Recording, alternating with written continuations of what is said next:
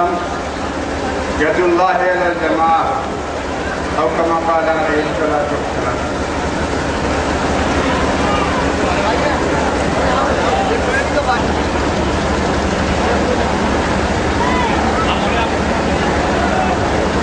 Stage پر بیٹھے ہوئے تمام ملت اتحاد سوسائٹی کے ممبران، سرپرست صاحبان اور جن بچوں کی شادیاں ہوئی ہیں اور دولہا حضرات بھی اسٹیج پر دولہا حضرات بھی بیٹھے ہوئے ہیں۔ اس پروگرام میں جتنے حضرات شرکت کر رہے ہیں سبھی میرے مخاطب ہیں، اور سب سے بڑی درخواست یہ ہے کہ 2-4 منٹ کی میری باتیں ہوں گی، اس پر توجہ سے سنیں۔ جو خواتین شریک ہو رہی ہیں وہ بھی توجہ سے سنیں۔ پیدا کیا اور یہ سوچ ان کے اندر پیدا ہوئی کہ اس طرح سے کچھ نظام بنایا جائے کہ غریب لڑکیوں کی شادیاں آسانی سے ہو جایا کرے۔ میرے سامنے بات آئی، میں نے بھی اس کی ہمت افزائی کی، یہ ملت کی، یہ قوم کی ایک ضرورت ہے۔ اچھا ہے آپ کے دل میں یہ خیال پیدا ہو۔ آج یہ دوسرا پروگرام اللہ تعالیٰ نے ان لوگوں کو توفیق عطا فرمائی، 21 شادیوں کا انتظام کیا گیا۔ خدا کا شکر احسان ہے کہ 21 نکاح یہاں پر ہو گئے، اور نکاح بھی کافی حد تک سادگی کے ساتھ، سہولت کے ساتھ بیجا اور فضول اور لفظیات ادا کر کے۔ دیکھیے اللہ تبارک و تعالیٰ نے چند انسانوں کے اندر یہ سوچ پیدا کی، وہ چند انسان جڑے اور انہوں نے اپنے ساتھ بہتوں کو جوڑا۔ بہت سے لوگوں کے دلوں میں یہ سوچ تھی، لیکن سب الگ الگ اور سب تنہا آ رہا تھا۔ جب 50 آدمی، 15 آدمی، 20 آدمی اختیار کے بن گئے تو اللہ تبارک و تعالیٰ نے کہ نظام سب کے ہاتھوں سے اپنے ذریعے سے ایک انجام تک پہنچا دیا۔ نبی کریم صلی اللہ علیہ وسلم کا ایک ارشاد کرامی ایک حدیث پاک میں نے پڑھی ہے۔ اللہ کے رسول صلی اللہ علیہ وسلم نے ارشاد فرمایا، ید اللہ علی الجماع، اللہ کی خاص تائید ہوتی ہے اجتماعیت کے ساتھ۔ جہاں لوگ اکٹھا ہو کر کے، مل بیٹھ کر کے، متحد ہو کر کے، ایک خیال ہو کر کے، ایک سوچ بنا کر کے کچھ لوگ کھڑے ہوں گے کسی اچھے مقصد کے لیے، اللہ تبارک و تعالیٰ اس میں کامیابی عطا فرمائیں گے۔ آپ لوگوں نے اپنی آنکھوں سے دیکھ لیا، پچھلے پروگرام کو بھی دیکھ لیا اور موجودہ پروگرام کو بھی دیکھ لیا۔ کوشش اس بات کی کیجیے، اسلام نے ہمیں اتفاق کی، اتحاد کی، میل جول کی، میل ملاپ کی ہو گئی ہے، ہماری ملت سے یہ چیز نکل گئی ہے۔ اللہ تبارک و تعالیٰ ہمیں اور آپ کو اس موجودہ پروگرام کو سامنے رکھتے ہوئے اس ملت کے کاموں کے لیے مجتمع ہو کر کے، اکٹھے ہو کر کے، ایک رائے ہو کر کے سامنے آئے لوگ اس پہ قدم بڑھانے اور شانہ بچانا، مل کر کے، چل کر کے اس پروگرام کو انجام تک پہنچانے۔ جو شادی ہوئی ہے اس میں کچھ پیسہ دیا گیا ہے یا نہیں؟ جوڑے والوں سے پیسہ تو لیا ہی نہیں، جوڑے والوں سے کوئی پیسہ نہیں لیا گیا۔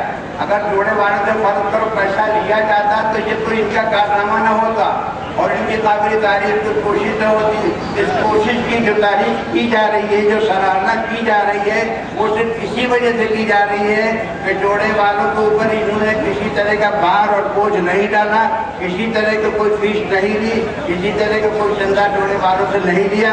ان کی طرف سے ہمارے شہر کے ذمہ داروں نے اور شہر کے مالداروں نے اور شہر کے کارخانے داروں نے اور شہر کے نیک لوگوں نے، اچھے لوگوں نے دلچسپی لے کر کے اپنی طرف سے تعاون دیا ہوئی ہیں، جو جوڑے آپس میں ملائے گئے ہیں شریعت کے حکم کے مطابق، وہ اپنی زندگی کو بہتر سے بہتر گزارنے کی سامنے آ کر اس کو سب میں جڑ کر کے کریں۔ اللہ تبارک و تعالیٰ نے ان کو توفیق دی، انہوں نے سوچ بنائی اور ملت کا ایک بہت بڑا مسئلہ بڑی آسانی سے حل ہو گیا، چھٹیوں میں حل ہو گیا، اور صرف फिरोजाबाद शहर की ही बारात नहीं आई है, बल्कि आसपास से बसरा से आई है, आगरे से आई है और कहाँ से दिल्ली से आई है, मुख्तलिफ जगहों से आई है। अगर ये काम इसी तरीके से ये लोग एकजुट होकर मिलेगी, मगर शर्त यही है कि सब कुछ अल्लाह बात में किया जाए, अपने नाम के लिए, अपने नमूद के लिए, अपने बाबा के लिए न किया जाए। इसका प्रोग्राम ये है कि गरीब लड़कियों की शादियाँ आसानी के साथ ऐसे अंदाज से की जाए कि लड़की वाले या लड़के के वाले के ऊपर किसी तरह का बोझ न पड़े।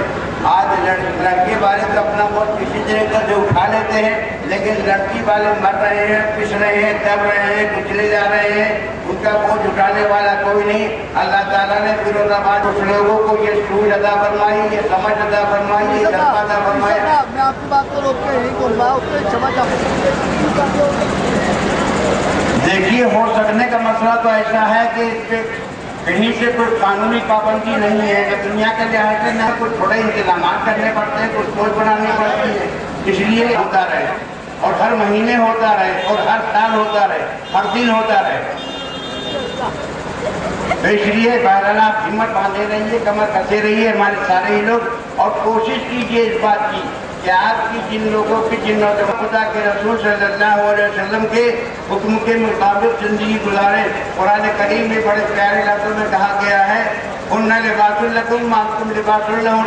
दूसरी जगह कहा गया आशिरुहुन्ना बिल मारूफ। मुसलमान मर्दों को मुखातब करके कहा गया है, ए मुसलमान नौजवानों, ए मुसलमान मर्दों, ए मुसलमान शौहरों, तुमको चाहिए कि गुस्सा औरतों पर मत उतारो, औरतों पर जुल्म सितम मत करो, औरतों को परेशान मत करो, औरतों के नखरे थोड़े बर्दाश्त करो, लेकिन इज्जत की ज़िंदगी, इस्लामी ज़िंदगी, शरीयत की तालीम के मुताबिक ऐसी ज़िंदगी गुजारो ताकि औरत तुम्हारे पास आई है, अपना घर छोड़ के आई है, अपना द्वार छोड़ के आई है, अपने बहन छोड़ के आई है, अपना भाई छोड़ के आई है, इन सब चीज़ों को छोड़ करके सिर्फ एक शौहर के पास आई। शौहर के माँ बाप की खिदमत करने की ये